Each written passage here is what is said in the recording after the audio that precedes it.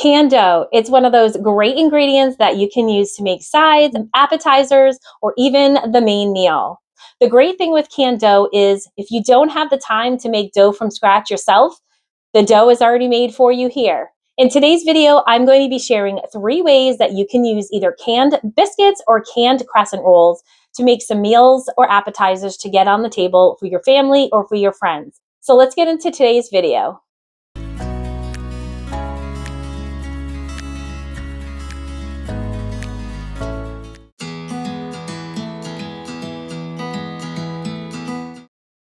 We are going to be using canned biscuits. It can be any brand, any type of canned biscuits. You're also going to need a half a pound of a ground meat, either beef, turkey, chicken, whatever is the preference for your family or for your guests. You're going to need either oil or an egg that we're going to brush on the top of them when we put them into the oven to give it that nice crisp, and also to hold on to our sesame seeds that we're going to put on top. You are going to want some type of seasoning. It could be as simple as salt and pepper. Perhaps you have your own favorite seasoning brand and you can use that as well. Toppings are going to be sky's the limit. You can do pretty much almost anything. I'm going to be making bacon ones, so I've chopped up some bacon that I'm going to cook. I've also got some onion, and I've also chopped up some homemade pickles. And then I've just got traditional mustard and ketchup just to go the easy way. And of course, the thing to make them cheeseburgers is any type of cheese. You can use sliced American cheese, you can use shredded cheese, you can shred your own cheese, any type of cheese works. I mean, really, this meal is so customizable. You can make it whatever way you want, and you don't even have to make them all the same. Like, my daughter does not like sesame seeds, and she doesn't care for mustard. So hers I will make a little different. This is totally customizable to make it the way that you'd like. So I have 2 hot pans with a little bit of oil going on my stove, and in the first one I'm going to put the meat and the onions. And in the second pan I'm going to get my bacon going. This is the time to add whatever seasoning that you want to put, just to give a little extra flavor to the meat. I just find whenever I add the seasoning in at the beginning, when the meat is just starting to cook, it tends to just hold on to that flavor a little bit more. I started the bacon off in this pan just to get it going, but then I'm adding it to this pan because I really want to get that bacon flavor infused in with the meat here. So while the meat finishes up, I am going to get my oven set to the correct temperature, which these particular biscuits call for 350 degrees.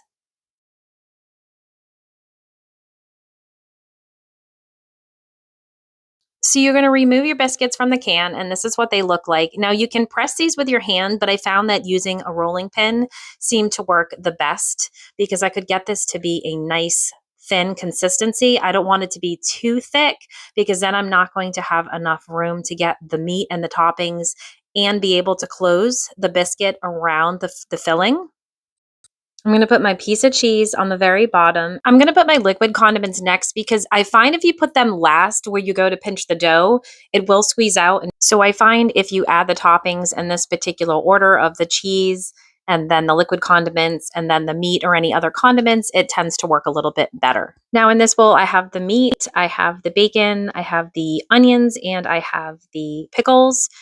But you could have these in separate bowls if you have guests that don't like particular toppings. So here I'm just gathering the dough together and I am pinching it at the bottom, and I want it to be closed so that way everything stays inside when this goes into the oven.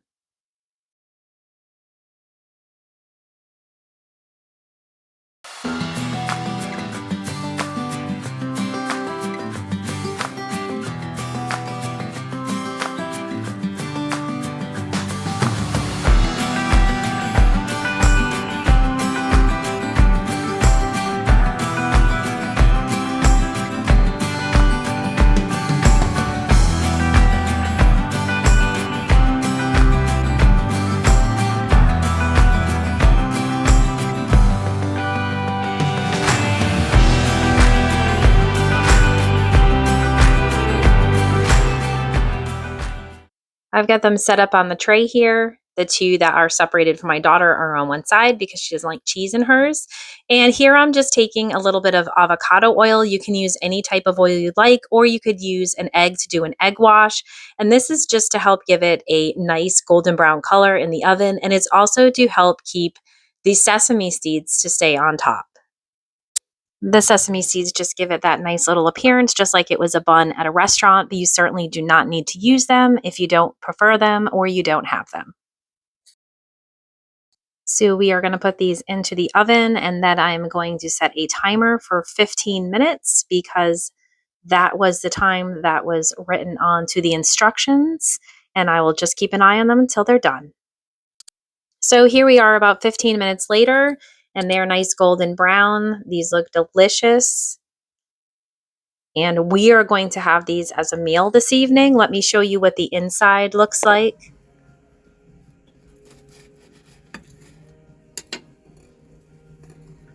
And it's pretty much like a mini cheeseburger. They're great for a meal, or they're also great for an appetizer for a party.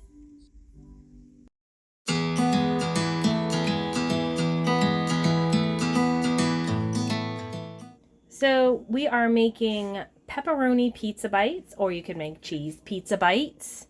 Either way, whatever you like. And for this recipe, we need crescent rolls. You can either have 1 or 2 cans, depending on how many you want to make. Some mozzarella cheese, some pizza al pasta sauce, some pepperoni, and any seasonings that you'd like. I've got Italian seasoning and garlic seasoning. And then I also have this handy little cutter. This was a 3-set that I got at Walmart. It came with these for cutting biscuits or cookies. This smaller one is like a perfect size for putting them into the muffin tin. So you are going to need a muffin tin, and you're going to want to grease this with whatever oil that you would choose. Going to grease the inside of each one of these, so that way it doesn't stick when you put it in the oven. And I'm going to set my oven to 375 because that's what the instructions call for. So what we're going to do is we are going to open these up, and we're going to make it into one big giant sheet because these are already cut up for making crescent rolls, and we're not making crescent rolls. So we're gonna try to stick them together. The easiest thing to do would be to take a rolling pin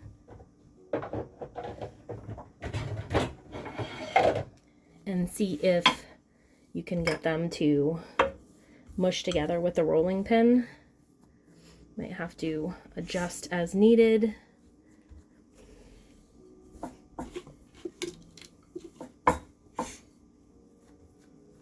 But you just want to get rid of those seams that are in the dough, so that way we can make our own round shape. And if you don't have a cutter, you can use something else that might be round in your kitchen, like a mason jar ring. Or you could also cut squares or circles with your knife. So next we are going to come in with our round cutter, or you could use your knife to cut either circles or squares. And I'm going to keep these as close as I can together. And the excess dough, what I'm going to do is push it all together and roll it back out again, so that way I can make more circles. And these circles are going to be what goes into the bottom of the muffin tin, and we're going to put our toppings on them. So what I'm going to start doing is putting these into each of the bottom spots in here, so that each one of these is going to be what we put cheese and sauce on, and then topping if you choose to put a topping or not.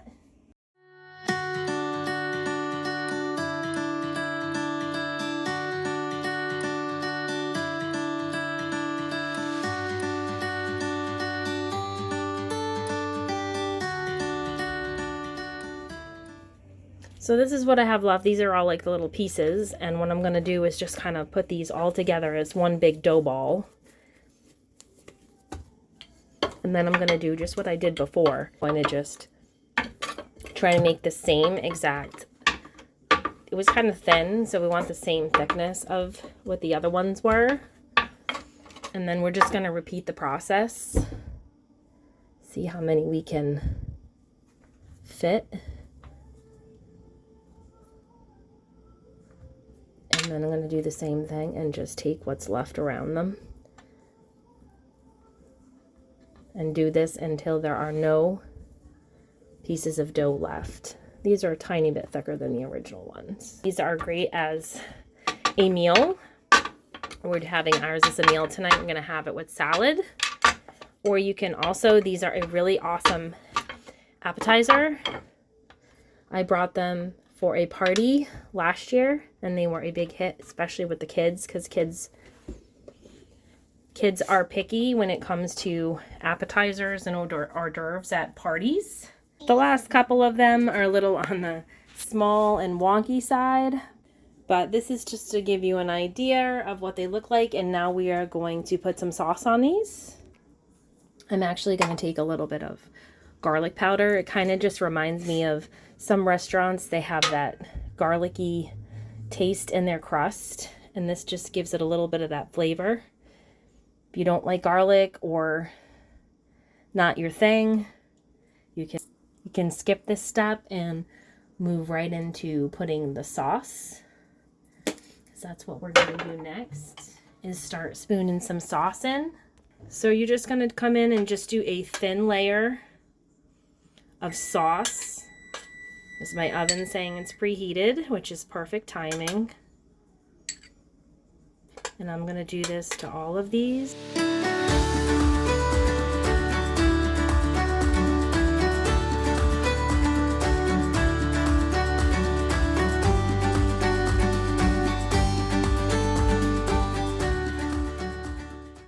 Next, we're going to take our bowl of cheese. Mine's frozen.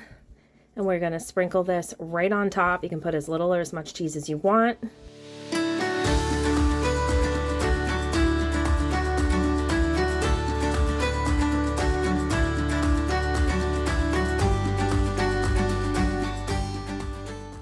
Now, I couldn't find mini pepperoni, so all I'm doing is just taking a large piece of pepperoni and I'm just cutting it into thirds and then putting it on these, because that seems to be the perfect size.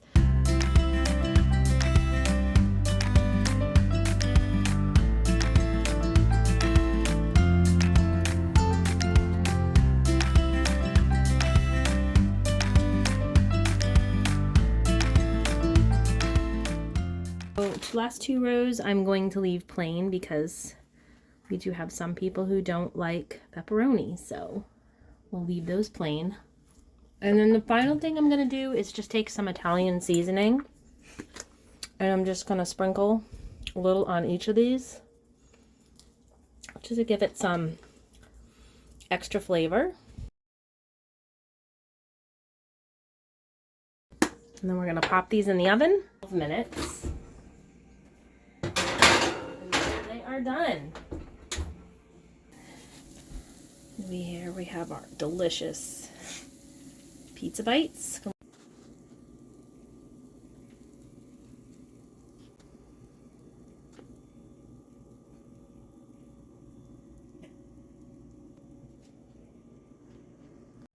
So now you have these lovely little bites that you can have as a meal, you can have as an appetizer.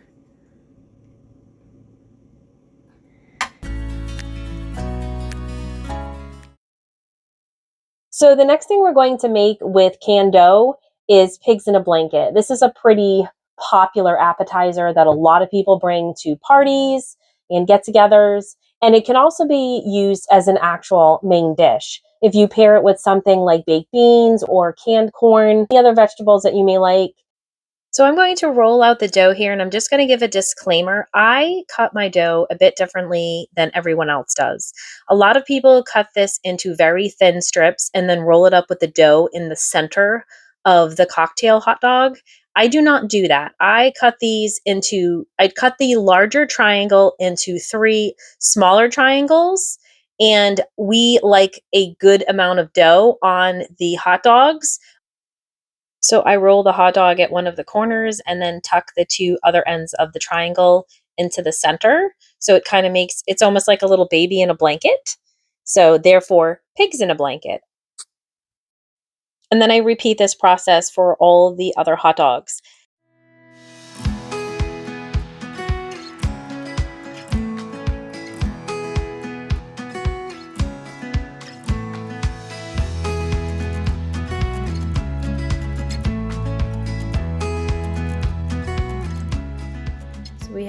Here we have them all ready to go into the oven.